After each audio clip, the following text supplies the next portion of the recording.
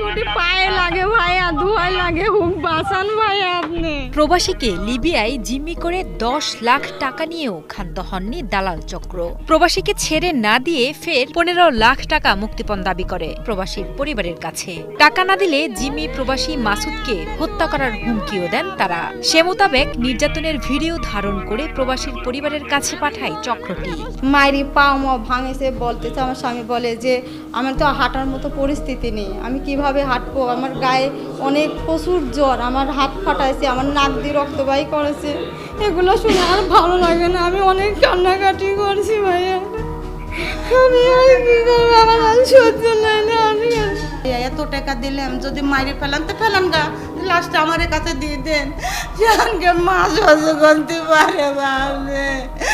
আমি জানকে কত কাঁদতেছি। জানা যায় পাবনা সদর উপজেলার মোহাম্মদ মাসুদ গত 4 বছর যাবৎ লিবিয়া সিটি খলিফা নামক স্থানে দর্জির দোকান দিয়ে ব্যবসা করতেন। হঠাৎ গত 14 মে সকাল 8টায় অজ্ঞাতনামা ইমো নম্বর থেকে ফোন করে ভুক্তভোগী মোহাম্মদ মাসুদের স্ত্রীর কাছে জানানো হয় তার স্বামীকে অপহরণ করা হয়েছে।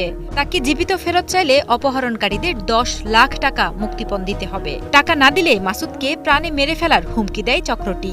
মাসুদের অসহায় পরিবার ধার দেনা করে ধাপে ধাপে অপহরণকারীদের দেয়া বিকাশ নম্বরে 10 লাখ টাকা প্রদান করেন।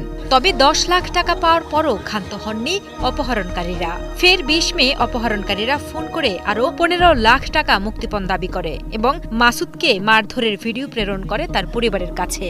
ইমুত ফোন দিয়ে ইমুত মারধর করে আর কথা বলে ইমুতি। তারপরে যখনই টাকা দেওয়া রাজি হয়নি তখনই বলে ভিডিও কলে মারধর করব আর টাকা দেব। মাসুদের পরিবার এমন যন্ত্রণা সহ্য করতে না পেরে পাবনা সদর থানায় অভিযোগ দায়ের করলে অবশেষে উক্ত অভিযোগে অপহরণ চক্রের 2 সদস্যকে গ্রেপ্তার করে পাবনা জেলা গোয়েন্দা পুলিশ। 6 জুন দেশের বিভিন্ন স্থানে অভিযান চালিয়ে তাদের গ্রেপ্তার করা হয়।